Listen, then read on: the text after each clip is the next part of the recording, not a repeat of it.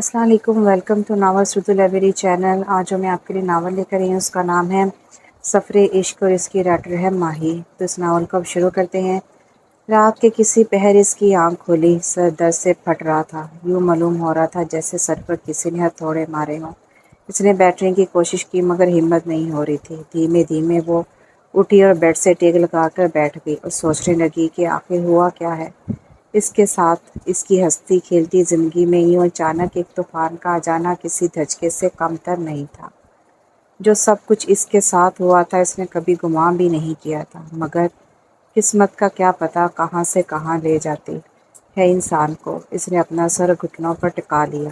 زوردار آواز سے دروازہ کھلا اور اسی طرح بند بھی ہو گیا۔ اس نے سر اٹھا کر دیکھا تو وہی شخص جس کی وجہ سے سب کچھ ہوا تھا آنکھوں میں تیش لیے اس کے سامنے کھڑا تھا۔ اس نے آگے بڑھ کر زور سے اس کا جبڑا پکڑ لیا۔ پکڑنے میں اس قدر شدت تھی کہ آنکھوں سے بے اختیار آنسو نکل گئے۔ اٹھو فوراً، اس نے ناسمجھی سے اس ظالم کی جانب دیکھا۔ سنائی نہیں دیتا تمہیں؟ بہری ہو کیا؟ اب کی بار چلایا گیا۔ وہ فوراً سے کھڑی ہو گئی۔ گرفت ابھی بھی مضبوط تھی، اب وہ بالکل اس کے مقابل کھڑی تھی۔ مجھے درد ہو رہا ہے، الفاظ ٹوٹے ہوئے ادا ہوئے۔ ہاں درد؟ بی بی ابھی سے ہی تمہارا یہ حال ہے تو آگے کیا ہوگا؟ تنزیہ کہا گیا اور ایک جھٹکے سے اس کا چہرہ چھوڑا۔ نکل جاؤ میرے کمرے سے باہر۔ بغیر اس کی طرف دیکھے کہا گیا۔ لیکن میں کہاں جاؤں گی؟ باہر بہت اندھیرا ہے۔ ضبط کی انتہا تھی، آنکھوں میں نم تھی، آنکھیں بھی نم تھی، لیکن اس ظالم کو اس معصوم سی گڑیا سی لڑکی پر بالکل ترس نہ آیا۔ آئی ڈونٹ کیئر، جہاں مرضی جاؤ، لیکن مجھے تمہاری شکل مت نظر آئے۔ بے رخی سے کہا گیا۔ یہی سب کرنا تھا تو نکاح کیوں کیا؟ کیوں میری ہستی کھیلتی خوشباش زندگی کو جہنم بنا ڈالا؟ اگر اسی زندگی میں ہی میں نے جلسنا تھا تو ایسے ہی جان لے لیتے۔ نہ لڑکی نہ، ایسے کیسے میں تمہیں مرنے دے سکتا؟ ویسے بھی تم اس قدر بزدل ہوگی مجھے اندازہ نہیں تھا۔ ابھی سے ہی موت کی گزارش کر رہی ہو، جبکہ ابھی تو کچھ کیا بھی نہیں ہے میں نے۔ ابھی تو یہ شروعات ہے، تمہیں تو ساری زندگی یہ سب برداشت کرنا ہے۔ تنزیہ مسکراہٹ اور تلخ لہجے میں کہا گیا۔ آخر آپ مجھ سے کیا چاہتے ہیں؟ میرا قصور کیا ہے جس کی مجھے سزا دے رہے ہیں؟ ویسے تو میرے تم پر بہت حساب بنتے ہیں، مگر میں صرف اس قدر اذیت دینا چاہتا ہوں کہ تم اپنی موت کی بھیک مانگو، لیکن یقین مانو تب بھی تمہیں نہیں بخشوں گا۔ غصے سے اس کی کلائی تھامتے ہوئے کہا گیا۔ ہاتھ میں پہنی کانچ کی چوڑیاں اپنے نشانات چھوڑ گئی، جبکہ سامنے کھڑے وجود نے بے یقینی سے اس کی جانب دیکھا، لیکن اس کے خون بہنے سے اسے رتی برابر بھی فرق نہ پڑا۔ اس نے اسے پکڑا اور تقریباً گھسیٹنے کے انداز میں اسے کمرے سے باہر نکالا اور دروازہ بند کر لیا۔ پورے گھر میں اندھیرا چھایا ہوا تھا، اندھیرے سے آگے ہی اس کی جان نکلتی تھی۔ وہی دروازے کے باہر اپنا دوپٹہ زور سے تھامے سر گھٹنوں پر ٹکا کر بیٹھ گئی اور آیت الکرسی کا ورد کرنے لگی۔ اسی دوران جانے کا وہ نیند کی وادیوں میں کھو گئی۔ صبح اس کی آنکھ کھلی مگر وہ ایک دم حیران ہوتی بھی کیوں نہ، وہ زمین پر ہونے کی بجائے بیڈ پر تھی۔ میں تو باہر تھی، اندر کیسے آئی؟ آگے کی سوچ کر اس کی دھڑکن بڑھنے لگی۔ ابھی وہ سوچ ہی رہی تھی کہ باتھ روم کا دروازہ کھلا اور وہی شخص باہر آیا۔ وہ فوراً سیدھی ہو کر بیٹھی۔ یوں تو سامنے کھڑا شخص بال برش کر رہا تھا، لیکن توجہ بیڈ پر بیٹھی نفوس پر تھی۔ اس کا یوں فوراً اٹھ کر بیٹھ جانا سامنے کھڑے شخص سے چھپا نہیں رہا تھا۔ وہ بیڈ پر نظریں جھکائے بیٹھی تھی اور اپنے ہاتھوں کو مروڑ رہی تھی۔ وہ شخص اس کے قریب آیا، اس کے کلون کی خوشبو ہر سو پھیل چکی تھی۔ بے دردی سے اسے تھاما اور کھڑا کیا۔ زیادہ خوش فہمی پالنے کی ضرورت نہیں ہے، سمجھی؟ تمہیں کمرے میں جگہ دی تو یہ مطلب نہیں کہ دل میں بھی جگہ بنا لو گی اور یہ بات اپنے دماغ میں بٹھا لو۔ آہل تیمور خان کسی کا نہیں ہو سکتا، کسی کا بھی نہیں۔ غصے سے دھاڑتے چہرے کو مضبوطی سے پکڑ کر کہا گیا۔ آنکھوں سے دو آنسو ٹوٹ کر گال میں جذب ہوئے۔ اس نے ایک جھٹکے سے اس کا چہرہ چھوڑا اور باہر کی جانب بڑھ گیا، جبکہ وہ پیچھے کھڑی اپنی قسمت پر رو رہی تھی۔ وہ شخص بظاہر تو بہت حسین تھا، کوئی بھی اس کی خوبصورتی کا سیر ہو سکتا تھا۔ لمبا قد، چوڑا جسم، ہلکے برے بال جو کہ پیشانی پر بکھرے ہوتے تھے، ہلکی بری آنکھیں، گوری رنگت، چہرے پر داڑھی اور ہر وقت چھائی سنجیدگی اس کی شخصیت کو مزید پرکشش بناتی تھی، لیکن اس قدر پتھر دل اور شفاف ہو سکتا ہے تھا یہ صرف وہی جانتی تھی، لیکن اس کے پاس یہی واحد سہارا تھا تو سب کچھ برداشت کرنا اب اس کی مجبوری بن چکا تھا۔ کچھ دیر یوں ہی کھڑا رہنے کے بعد وہ فریش ہونے چلی گئی، باہر آئی، شیشے کے سامنے کھڑے ہو کر اپنا معائنہ کرنے لگی۔ لمبے سلکی بال، گوری رنگت، چہرے پر معصومیت، ہلکے بری آنکھیں، ان پر لمبی گھنی پلکیں ان کو مزید پرکشش بناتی تھی۔ خوبصورت تو وہ بھی بہت ہی، بالکل اپنے نام طور کی طرح، مگر خوبصورتی سے کیا ہوتا ہے، اصل بات تو قسمت کی ہوتی ہے۔ گہرا سانس لے کر وہ بیڈ پر آ کر بیٹھ کے اس کی نظر اپنی کلائیوں پر پڑی جو کہ زخمی تھی۔ اس نے افسوس سے ان کی جانب دیکھا، گوری کلائیوں پر زخم کے نشان واضح تھے۔ رات سے اس نے کچھ نہیں کھایا تھا تو بھوک کا احساس بھی ستانے لگا۔ وہ اٹھی اور کمرے سے باہر نکل گئی۔ اندھیرے میں وہ گھر کو نہیں دیکھ پائی تھی تو اب کافی حیرانگی سے گھر کا معائنہ کرنے لگی۔ یہ گھر دو کمروں پر مشتمل تھا، ایک کمرہ اوپر جبکہ ایک نیچے کی جانب تھا۔ سیڑھیاں لاؤنج سے اوپر کی جانب جاتی تھی۔ لاؤنج کافی بڑا تھا، اس میں موجود فرنیچر سے ہی اعلیٰ ذوق اور نفاست کا معلوم ہوتا تھا۔ ہر جگہ کو بہت خوبصورتی سے سیٹ کیا گیا تھا۔ لاؤنج سے باہر نکل کر گیراج تھا اور ساتھ کافی بڑا لان تھا۔ پھول اور پودے اس کی خوبصورتی کو مزید بڑھا رہے تھے۔ پورا گھر ہی بہت خوبصورتی سے سیٹ کیا گیا تھا۔ وہ پورا گھر دیکھ کر کچن میں چلی گئی۔ کچن بھی بہت خوبصورت تھا اور اندر ہی ڈائننگ ٹیبل پڑا ہوا تھا۔ وہ اس وقت گھر میں اکیلی موجود تھی۔ بھوک کا احساس مزید بڑھ رہا تھا۔ اس نے کیبنٹس کھولی اور اشیاء کھنگالنے لگی مگر بے سود۔ بالآخر اس نے فریج کھولی لیکن خالی فریج اسے منہ چڑھا رہی تھی۔ تھکا کر وہ واپس کمرے میں چلی گئی اور اس شخص کو کوسنے لگی۔ وہ ابھی اسے ہی کوس رہی تھی کہ کمرے کا دروازہ کھلا اور وہ شخص کمرے میں داخل ہوا۔ اس کے ہاتھ میں چند شاپنگ بیگز تھے، اس نے وہ بیڈ پر پھینکے۔ ان میں کپڑے ہیں تمہارے لیے، چینج کر لو اور نیچے آ کر کھانا نکالو، اس کے حکمی انداز میں کہا اور باہر چلا گیا۔ طور کی نظر اپنے کپڑوں پر پڑی، وہ ابھی تک نکاح والے لباس میں ہی موجود تھی۔ وہ بھی اٹھی اور فوراً کپڑے تبدیل کیے اور نیچے آ گئی۔ آہل لاؤنج میں بیٹھا صوفے سے سر ٹکائے آنکھیں موندے بیٹھا تھا اور خاموشی سے کچن کی جانب بڑھ گئی۔ ٹیبل پر شوپر پڑے تھے، اس نے وہ اٹھائے اور کھانا نکالنے لگی۔ کھانا نکالنے کے بعد وہ باہر کی جانب بڑھ گئی۔ کھانا لگ گیا ہے، نظریں جھکائے ہاتھوں کو مروڑ مروڑ کر کہا گیا، جبکہ بات کرتے وقت ہونٹ لرز رہے تھے۔ آہل نے آنکھیں کھولی اور اس کی جانب دیکھا۔ وہ اسی کے لائے ہوئے لباس میں موجود تھی۔ اچھا، وہ یہ کہہ کر اٹھا اور کچن کی جانب بڑھ گیا۔ وہ بھی اس کے پیچھے لپکی۔ کھانا خاموشی سے کھایا گیا۔ سب کچھ سمیٹ کر کمرے میں کافی لے آؤ، وہ حکم دیتا بغیر اس کی بات سنے اوپر کمرے کی جانب بڑھ گیا۔ طور نے برتن سمیٹے اور اوپر کی جانب بڑھ گئی۔ کمرے کا دروازہ کھلا تو سامنے آہل کنگ سائز بیڈ پر ٹیک لگائے بیٹھا تھا۔ طور دروازے کے پاس کھڑی تھی اور الفاظ جمع کرنے لگی کہ کیسے مخاطب کرے۔ کیا ہوا، کچھ کہنا ہے؟ وہ جب سے یہاں آئی تھی پہلی بار آہل نے اسے نرم لہجے میں مخاطب کیا تھا۔ وہ ابھی اس نے یہی کہا تھا کہ وہ اس کے مقابل کھڑا ہو گیا۔ طور اس کی اس حرکت پر کانپ اٹھی۔ کیا وہ؟ آہل قریب ہوا۔ آج وہ طور کو حیران کرنے پر تلا تھا۔ کافی کا سامان نہیں ہے، اس نے دھیمے لہجے میں نظریں جھکائے کہا۔ اس نے بے اختیار اسے اپنے قریب کیا اور پیشانی پر محبت کی مہر ثبت کی اور باہر چلا گیا، لیکن اپنے پیچھے کھڑی شخصیت کو اس عمل پر حیران چھوڑ گیا۔ آہل گھر کی تمام ضروریات کا سامان ڈرائیور سے کہہ کر منگوا لیا تھا، جبکہ وہ ابھی تک گھر نہیں آیا تھا۔ طور کافی بنا کر کمرے کی جانب بڑھ گئی، کمرے میں موجود ٹیبل پر کافی رکھی اور بیڈ پر بیٹھ گئی اور کچھ لمحے پہلے والا واقعہ یاد کرنے لگی۔ اس نے بے اختیار اپنا ہاتھ اپنی پیشانی پر رکھا، جیسے اب بھی اس کے ہونٹ اپنی پیشانی پر محسوس کر رہی ہو۔ وہ اپنے ہی خیالوں میں بیٹھی تھی، اسے معلوم ہی نہ ہوا کہ کب آہل آیا اور اس کے سامنے کھڑا تھا۔ وہ اس کی یہ حرکت دیکھ چکا تھا۔ اپنے اوپر نظروں کی تپش محسوس کر کے اس نے نظریں اٹھائی تو وہ ظالم سامنے کھڑا تھا۔ وہ فوراً کھڑی ہوئی۔ آپ کب آئے؟ اس نے جھجکتے ہوئے سوال کیا۔ جب تم سوچوں میں گم تھی، طنز کیا گیا۔ طور ایک دم شرمندہ ہوئی۔ وہ وہاں سے گزرنے لگی تھی کہ جب اس نے اس کی کلائی تھام لی۔ وہ جھٹکے سے پیچھے ہو رہی، اس سے پہلے کہ وہ اس کے چوڑے سینے سے ٹکراتی فوراً سنبھلی۔ کوئی غلط بات سمجھنے کی ضرورت نہیں ہے، جو کچھ بھی ہوا وہ سب بس ایک مجبوری تھا، سمجھی تم؟ گرفت مضبوط ہوئی۔ طور نے آنکھیں میچ لی، اس کی ایک سسکی نکلی۔ آہل نے اسے دیکھا اور پھر اس کی کلائی کو، جہاں پر چوڑیاں ٹوٹنے کے نشانات تھے۔ اس نے فوراً اس کی کلائی چھوڑی اور ڈریسنگ کی طرف بڑھا۔ کچھ ہی سیکنڈ میں وہ باہر آیا تھا، لیکن اس کے ہاتھ میں فرسٹ ایڈ باکس تھا۔ تور ابھی بھی ویسے ہی وہاں کھڑی تھی۔ آہل نے اسے شانوں سے تھاما اور بیڈ پر بٹھایا اور خود پنجوں کے بل زمین پر بیٹھ گیا۔ آرام سے اس کی کلائی تھامی اور کریم لگانے لگا۔ یہ سب اس نے بہت نرمی سے کیا تھا، جیسے کوئی نازک چیز ہو۔ تور اس دھوپ چھاؤں سے شخص کو دیکھ رہی تھی، پہلے خود ہی زخم دیتا ہے اور پھر خود ہی ان کی مرہم کرتا۔ تور نے سوچا۔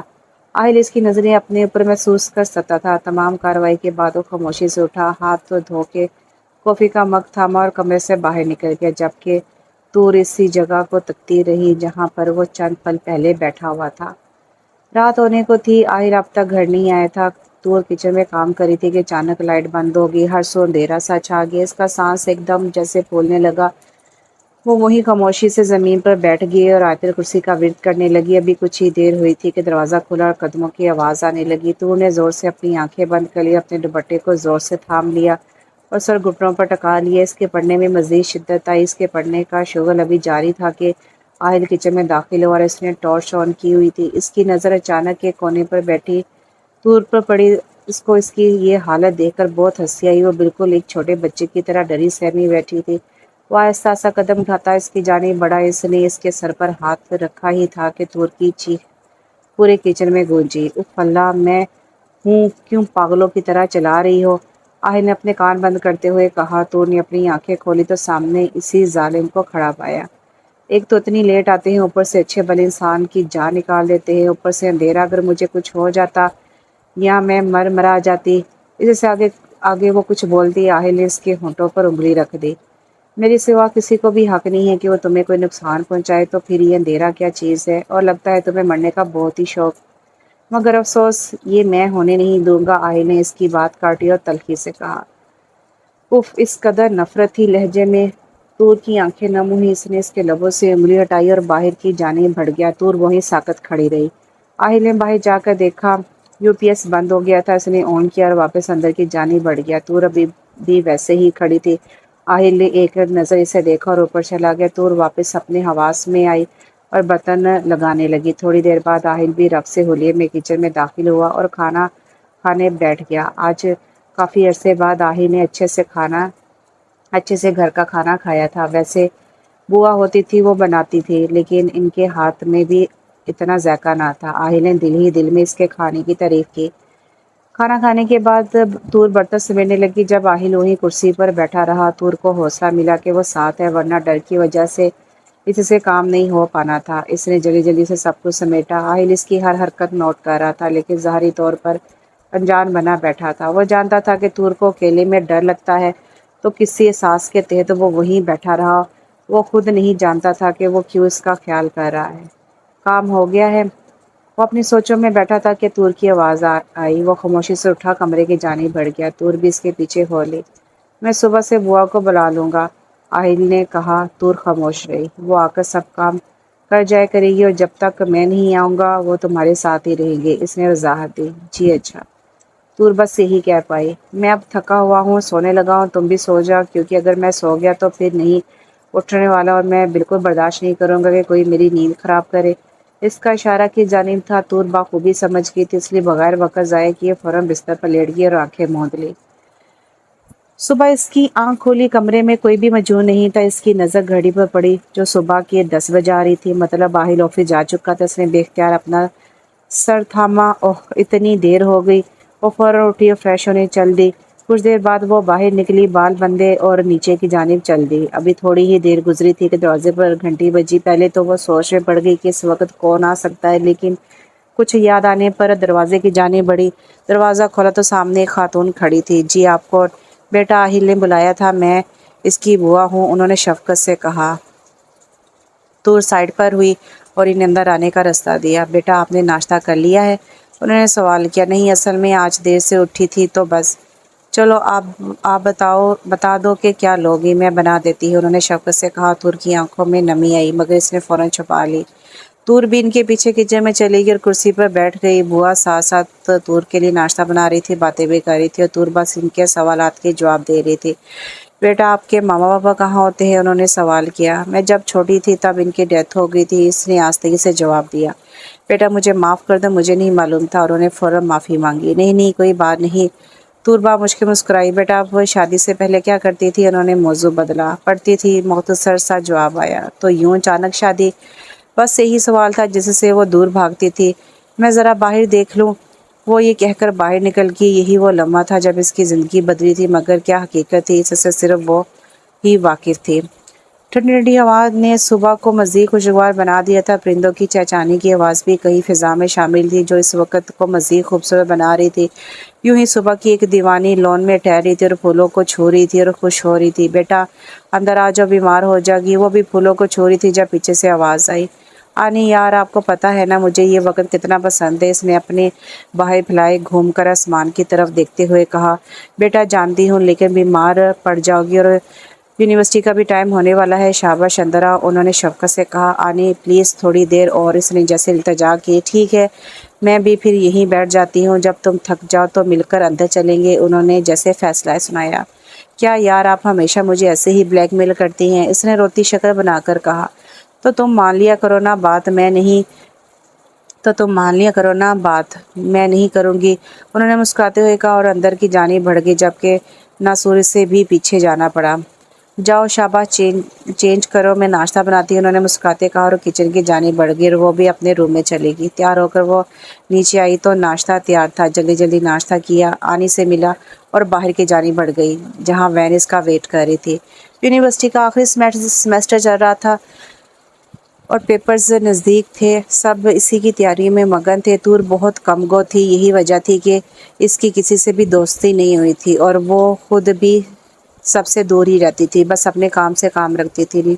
لیکچرز اٹینڈ کر کے اب وہ فارغ کیفے میں بیٹھی تھی۔ ٹائم کافی ہو چکا تھا لیکن وین کا کوئی اتا پتہ نہیں تھا۔ گھر پر آنے کے لیے تھی، اس سے ان کی فکر بھی ستانے لگی۔ وہ باہر نکل گئی اور پیدل ہی چلنے لگی۔ موسم کافی خوشگوار تھا، وہ ابھی راستے میں ہی تھی کہ اسے لگا کہ کوئی اس کی پیروی کر رہا ہے۔ اس کے چلنے میں تیزی آئی لیکن بے سود ایک گاڑی اس کے سامنے آ کر رکی۔ اس میں دو لڑکے بیٹھے تھے، نہ چاہتے ہوئے بھی اسے رکنا پڑا۔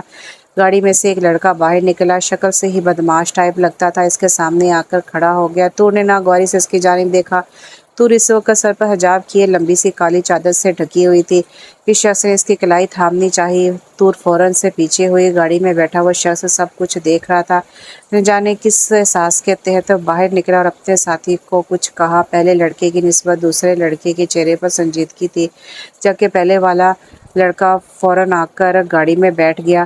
طور نے ناگواری سے دوسرے لڑکے کی طرف دیکھا، دونوں کی نظریں ملی۔ طور آگے کی جانب بڑھ گئی لیکن وہ لڑکا ابھی بھی اسی کی راہ تکتا رہا۔ ہوش کی دنیا میں واپس تب آئے جب پہلے لڑکے نے ہارن بجایا۔ وہ غصے سے گاڑی کی جانب بڑھا۔ یہ کیا بدتمیزی تھی؟ وہ تقریباً غصے سے دہڑا۔ کیا ہوا؟ ریلیکس برو۔ کیا مطلب ریلیکس؟ تم نے کہا تھا کہ تم اس کو جانتے ہو، لیکن اس کی ناگواری سے واضح ہو رہا تھا کہ وہ تم کو جانتی تک نہیں۔ اس نے غصے سے کہا۔ یار تو باہر سے آیا ہے، لگتا تو نہیں ہے ابھی بھی وہی پرانی سوچ ہے تیری، تو اب تک نہیں بدلا، اس نے ہنستے ہوئے کہا، جبکہ آہل کا دل کر رہا تھا کہ ابھی اور اسی وقت اس کے دان نکال دے۔ آہل نے اپنا بچپن باہر گزارا تھا، پھر اپنے پیرنٹس کے ساتھ پاکستان شفٹ ہو گیا تھا، لیکن وہ اپنی حدود سے واقف تھا اور اس نے کبھی بھی اس دائرے سے باہر نکلنے کی کوشش نہیں کی تھی۔ اس کے فادر بہت بڑے بزنس مین تھے۔ ابھی آہل کا کالج کمپلیٹ ہوا تھا جب اس کے والدین کار حادثے میں اس دنیا سے رخصت ہو گئے تھے۔ تب سے اس کے چہرے پر سنجیدگی رہتی تھی اور اس نے چھوٹی عمر میں ہی سارا بزنس سنبھالا ہوا تھا۔ تو باہر جانے کا یہ مطلب تو نہیں ہے کہ انسان اپنے عقائد و قوانین ہی بھول جائے، آہل نے تلخیہ لہجے میں کہا۔ اچھا برو، سوری، چل اب عالیہ ویٹ کر رہی ہوگی، اس نے کمینگی سے کہا، جبکہ آہل افسوس سے اس کی جانب دیکھتا رہا۔ آہل کی کچھ عرصہ پہلے ہی عفان سے دوستی ہوئی تھی۔ آہل لڑکیوں سے دور بھاگتا تھا جبکہ وہ بالکل مختلف تھا۔ آہل نے ایک کلب کے باہر گاڑی روکی۔ جاؤ یارا، تم نہیں آؤ گے اندر؟ عفان نے سوال کیا۔ تم جانتے ہو اس سب کو میں بالکل بھی پسند نہیں کرتا۔ ہاں یار جانتا ہوں، تو بس ایک بار چل تو صحیح، بہت مزہ آئے گا، عفان نے زور دیا۔ سمجھ نہیں آتی، ایک بار تمہیں اب کی بار، آہل ڈالا۔ اوکے برو، جا رہا ہوں، ٹیک کیئر، عفان یہ کہہ کر گاڑی سے باہر نکل گیا، جبکہ آہل نے گاڑی آگے دوڑا لی۔ طور گھر آئی، اس کی حالت بہت غیر ہو رہی تھی۔ کیا ہوا بیٹا، ٹھیک تو ہو؟ کیوں پسینے آ رہے ہیں تمہیں؟ آنی نے پریشانی سے پوچھا۔ نہیں نہیں کچھ نہیں، درس سے پیدل آئی ہوں اس لیے اسے فوراً بات بدلی۔ بیٹا پکی بات ہے؟ آنی کو جیسے تسلی نہیں ہو رہی تھی۔ جی میری پیاری سی آنی، پکی بات ہے۔ اس نے اپنے آپ کو نارمل کرتے ہوئے ان کے گلے لگتے ہوئے کہا۔ چلو بیٹا فریش ہوا، میں کھانا لگاتی ہوں۔ نہیں مجھے بھوک نہیں ہے، سر میں درد ہے تو میں آرام کروں گی۔ وہ ان کی گود میں سر رکھے لیٹ گئی۔ آنی اس کے بالوں میں ہاتھ پھیرنے لگی۔ کیسا گزرا دن؟ اچھا تھا، اسے مختصر سا جواب دیا۔ وہ آج آنے والی رودات آنی کو بتا کر پریشان نہیں کرنا چاہتی تھی۔ چلو بیٹا تم تھوڑی دیر سو جاؤ، میں ذرا کام کر لوں۔ وہ اسے پیار کرتی باہر چلے گی، جبکہ طور سوچ میں پڑ گئی کیسے وہ لڑکا آیا تھا اور اس کی کلائی تھامنی چاہیے تھی، لیکن پھر دوسرے لڑکے کا آنا سب کچھ اس کے دماغ میں گردش کر رہا تھا۔ اسے ان دونوں لڑکوں سے وحشت ہو رہی تھی۔ اس کا بس نہیں چل رہا تھا کہ وہ اس کا قتل کر دے۔ انہیں سوچوں میں وہ جانے کب نیند کی وادیوں میں کھو گئی۔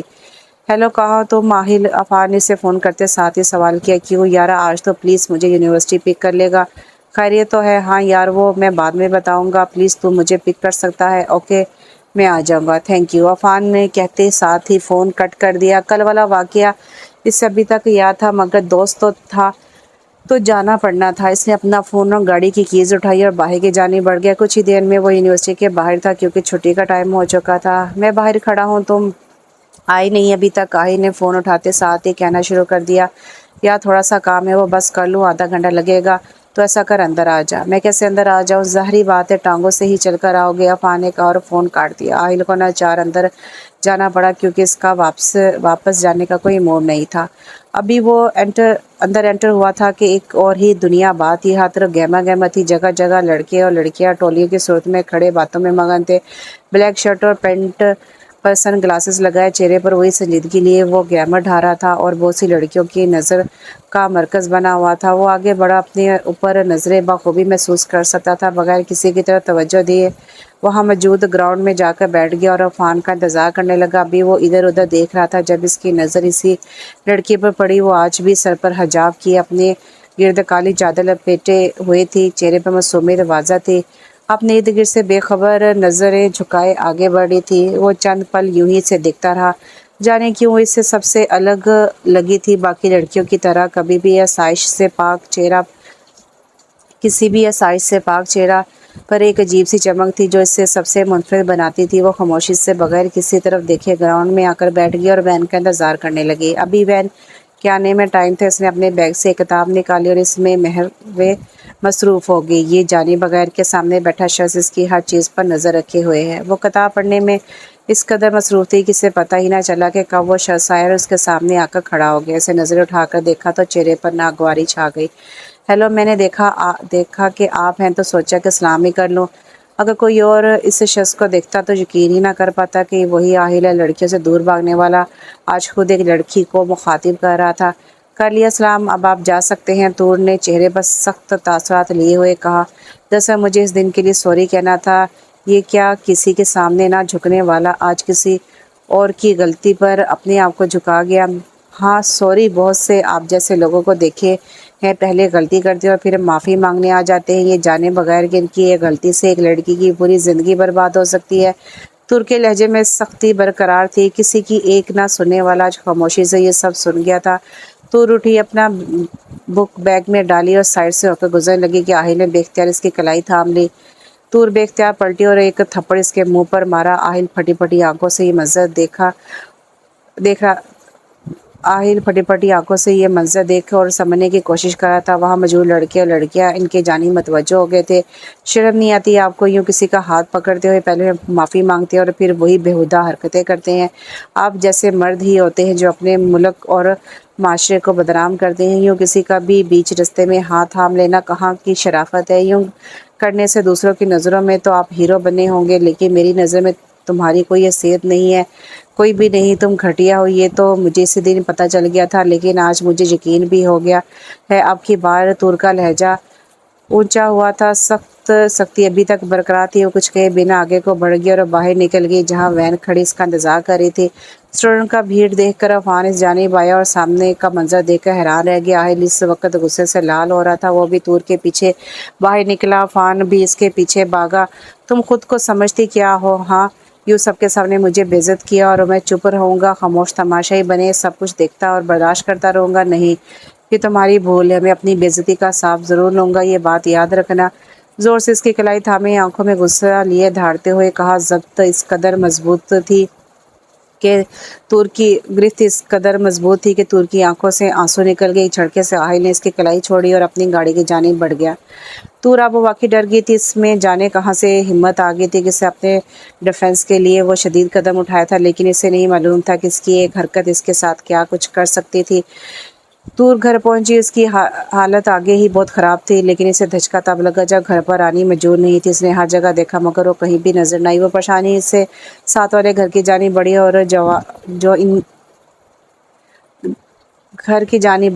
اور جو اس نے کہا وہ سن کر اسے لگا جیسے اس کے پیروں تلے سے زمین نکل گئی ہو۔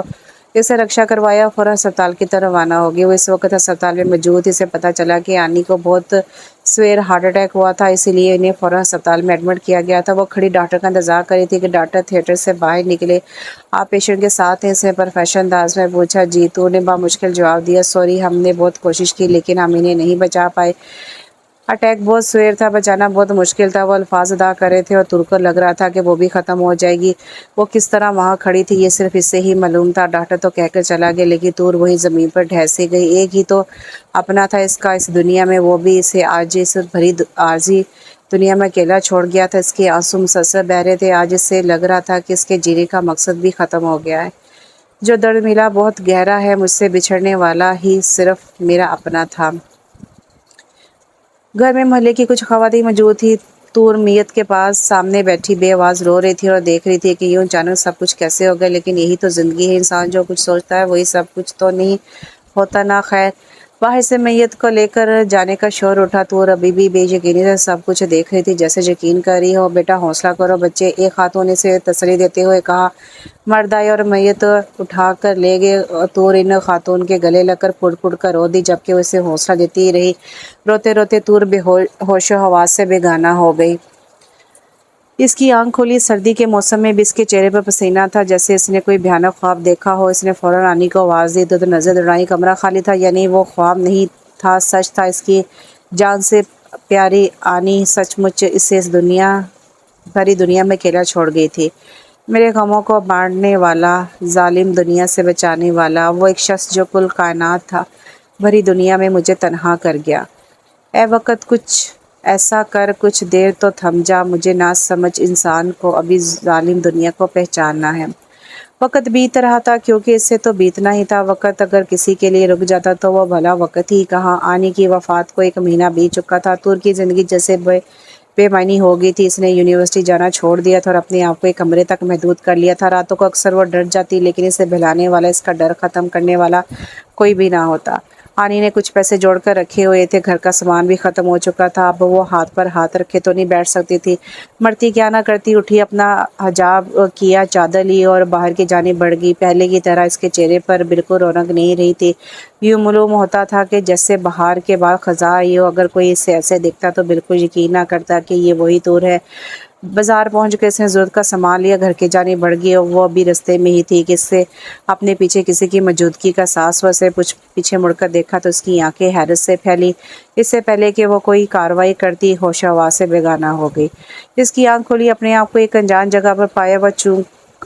وہ چونک کر فوراً بیٹھی۔ وہ بھی اسی کشمکش میں تھی کہ دروازہ کھلا اور ایک نسوانی وجود کمرے میں داخل ہوا۔ میڈم جی، یہ صاحب جی نے بھجوائے ہیں کپڑے۔ اس نے اپنے آنے کا مقصد بیان کیا۔ کیوں؟ اس کے الفاظ ٹوٹے تھے۔ پتہ نہیں جی، صاحب جی نے کہا ہے تو میں لے آئی، آپ یہ پہن لیں۔ وہ یہ کہہ کر کمرے سے باہر نکل گئی۔ تور سوچ میں پڑ گئی کہ اب کیا ہونے والا ہے اس کے ساتھ۔ وہ ابھی تک ویسے ہی بیٹھی تھی کہ دروازہ کھلا اور ایک شخص اندر داخل ہوا۔ تور کی آنکھیں حیرت سے پھیل گئی۔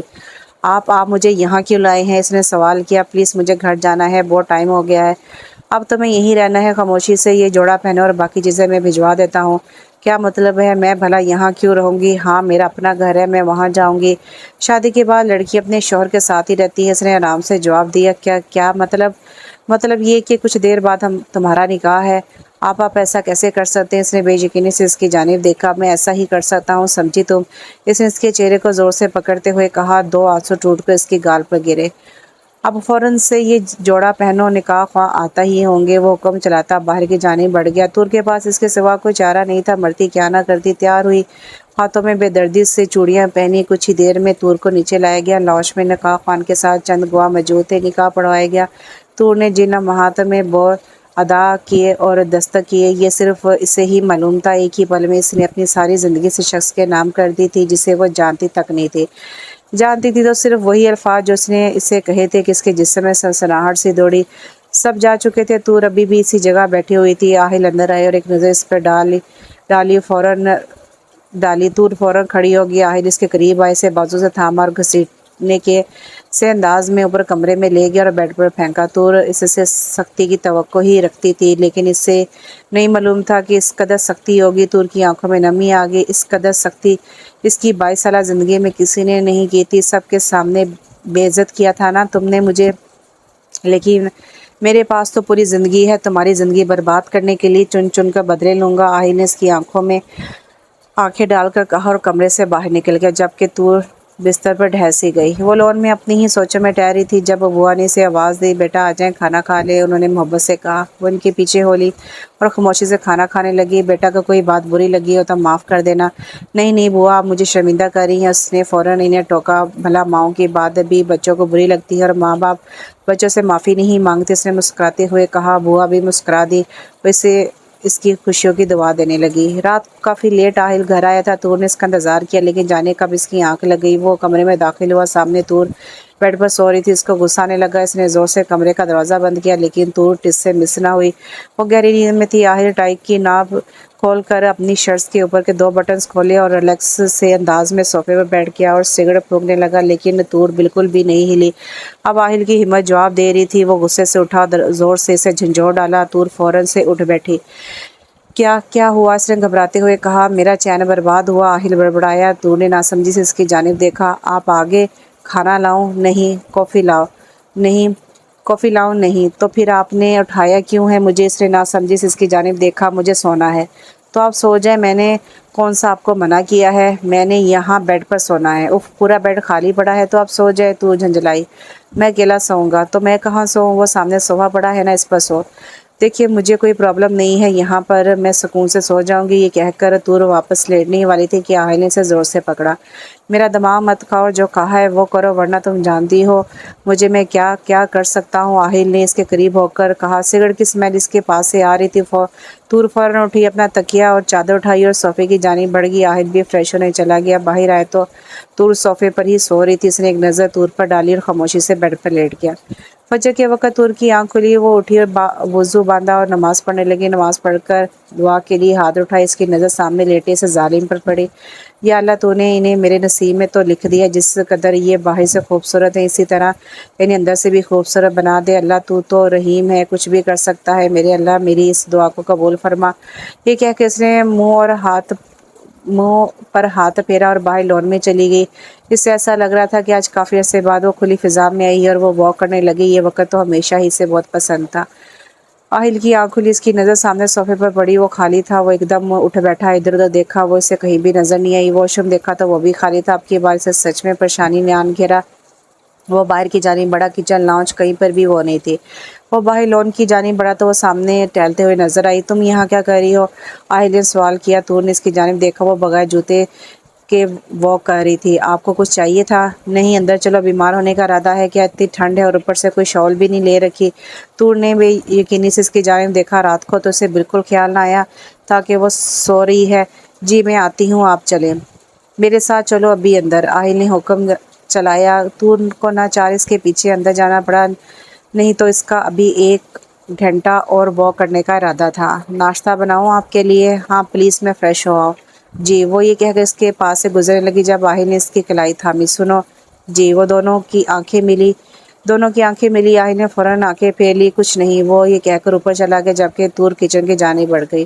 ناشتہ تیار تھا، آہل بھی تیار ہو کر نیچے آ گیا۔ وہ آفس جانے کے لیے فل ریڈی تھا۔ سنو، شام کو تیار ہے نا؟ کہیں جانا ہے؟ کہاں؟ طور نے سوال کیا۔ آہل نے اس کی جانب دیکھا۔ I'm sorry۔ طور نے فوراً معذرت کی۔ بھلا آہل کہاں کسی کو جواب دیتا تھا؟ فرینڈ کے ہاں انوائٹڈ ہیں، آہل نے جواب دیا۔ طور کی حیرانگی تو ہوئی مگر اس نے ظاہر نہیں کی۔ جی ٹھیک ہے۔ आहिल बाहर की जानी बढ़ गया, तूर भी इसके पीछे चल दी।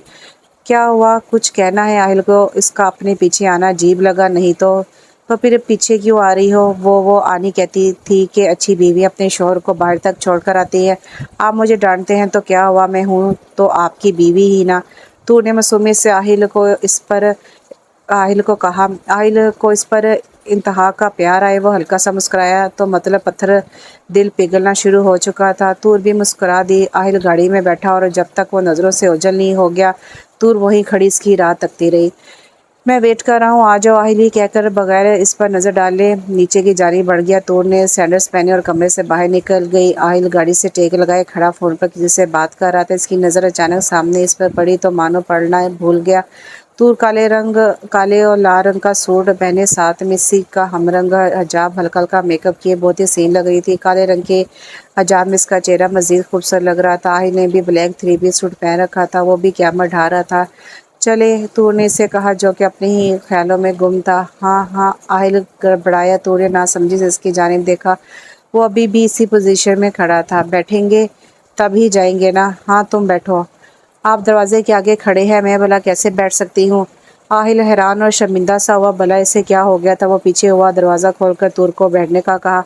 तूर बैठी। वो अभी भी इसको संभलने से कासिर थी। कभी वो इसका बहुत ख्याल रखता और कभी इस तरह बेखबर हो जाता जैसे जानता ही ना हो। कभी इस कदर जालिम। उफ। आहिल भी ड्राइवर सीट पर आकर बैठ गया और गाड़ी की आगे बढ़ा दी। सारा रास्ता खामोशी से कटा। इस शख्स के कितने रूप हैं, एक वो जाने, एक रब जाने। घर आ चुका था। बाहर गाड़ियों की कतार से ऐसा मालूम हो रहा था जैसे काफ़ी लोग हैं। आहिल ने दरवाज़ा खोला और बाहर निकला। फिर घूम कर दूसरी तरफ आया और तूर की जानिब का दरवाज़ा खोला। तूर शौक थी, या अल्लाह क्या है ये बंदा? वो बस सोच कर रह गई। तूर बाहर निकली, मगर जाने कैसे इसका पाँव फिसल गया। इससे पहले कि वो गिरती, आहिल ने इसे थाम लिया। जब तक मैं तुम्हारे साथ हूँ, कोई भी चीज़ तुम्हें नुकसान नहीं पहुँचा सकती। इस कदर मोहब्बत थी आहिल के लहजे में। तूर की बीट मिस हुई। वो फ़ौरन संभली। थैंक यू ये कहकर वो आगे की जानिब बढ़ गई, क्योंकि इसे अपना वहाँ खड़ा रहना दुश्वार लग रहा था। आहिल इसकी कैफियत जान चुका था। मुस्कुराया और इसके पीछे चल दिया। ब्रो, कितनी देर कर दी आने में? अफान ने खुफी से कहा, लेकिन ठटका तब जब आहिल के पीछे अंदर आने वाली शख्सियत को देखा। ये तो वही है। हाँ, ये मेरी बीवी है। आहिल ने इसकी बात काटी। वट, तुम्हारी बीवी? अफान को जैसे धचका लगा।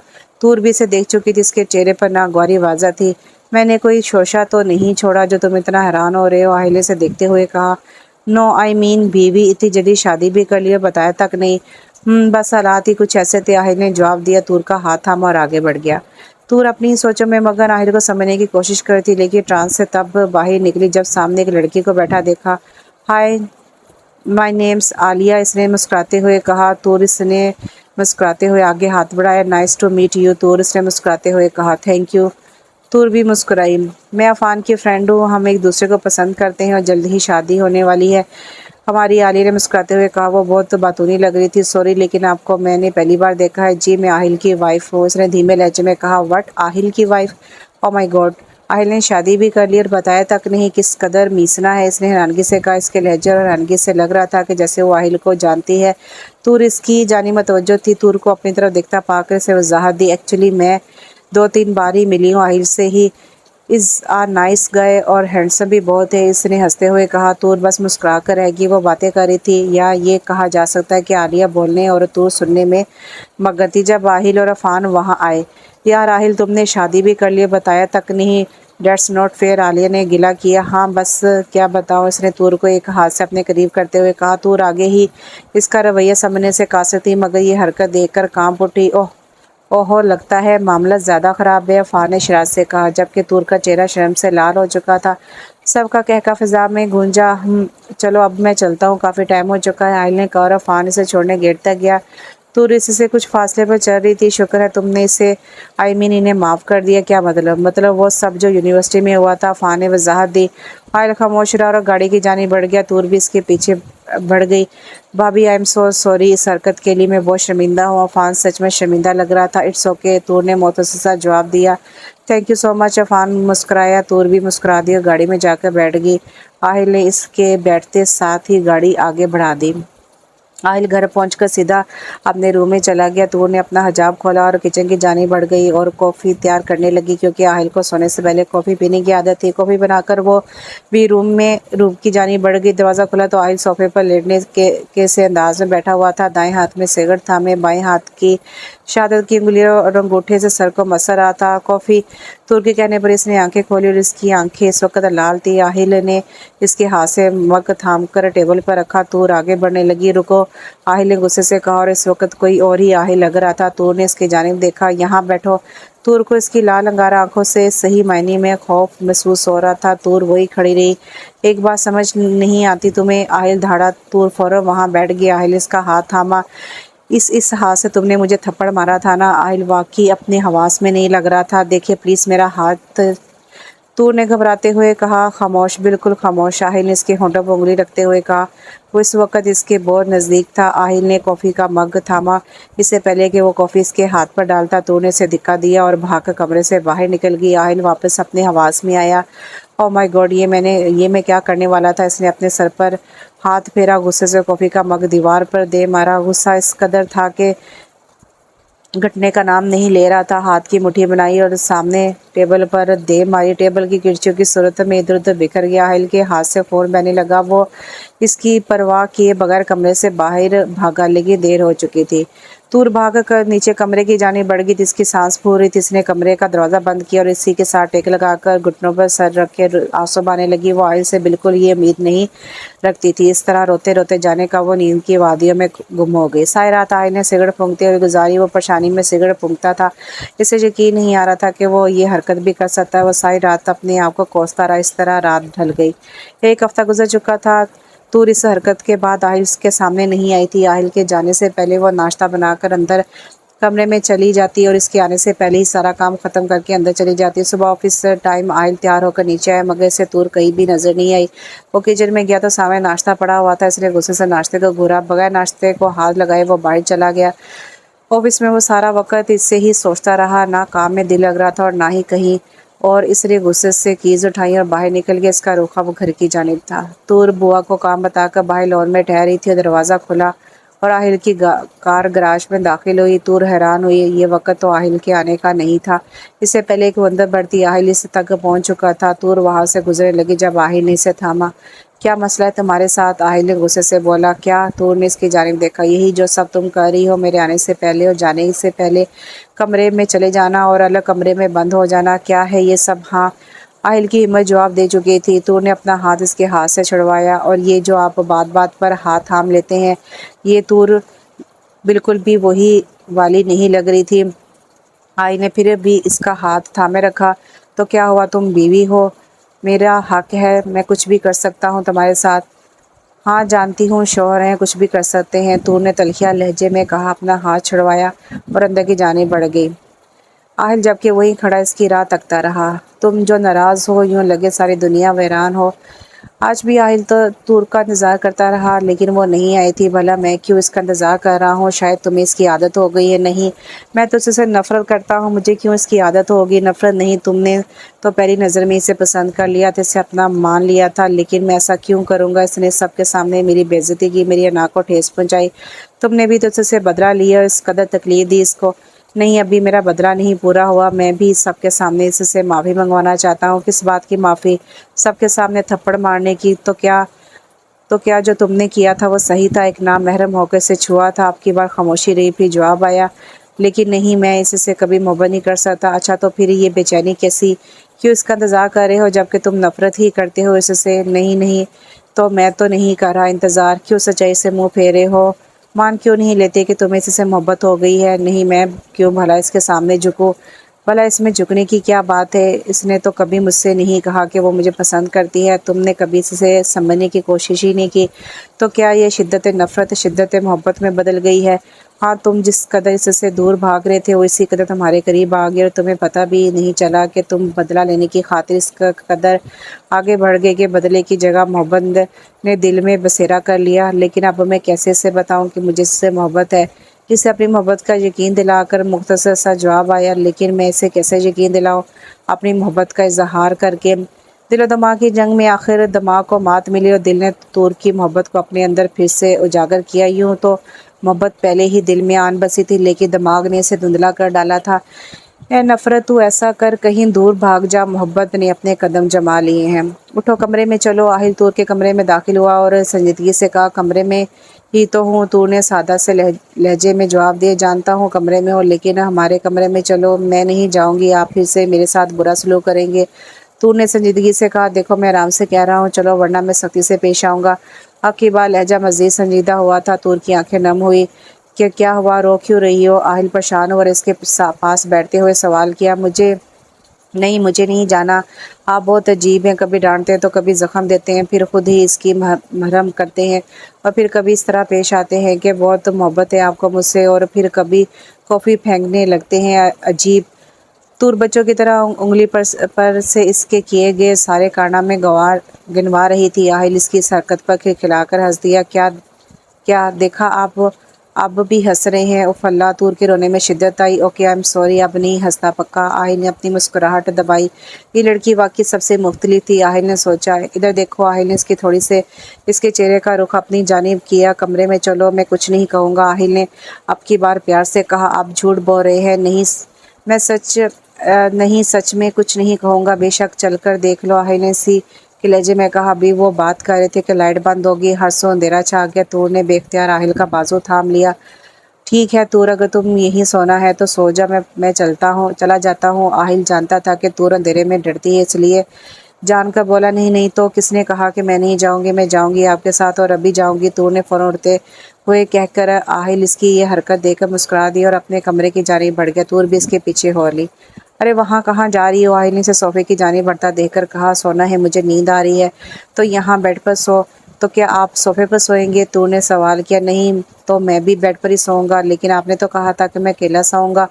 طور نے آنکھیں چھوٹی کر کے اسے سوال کیا۔ ہاں، لیکن وہ تب کہا تھا جب تم سے نفرت کرتا تھا، لیکن اب تو میں نہیں کرتا نا تم سے نفرت، آہل نے مسکراتے ہوئے کہا۔ کیا مطلب؟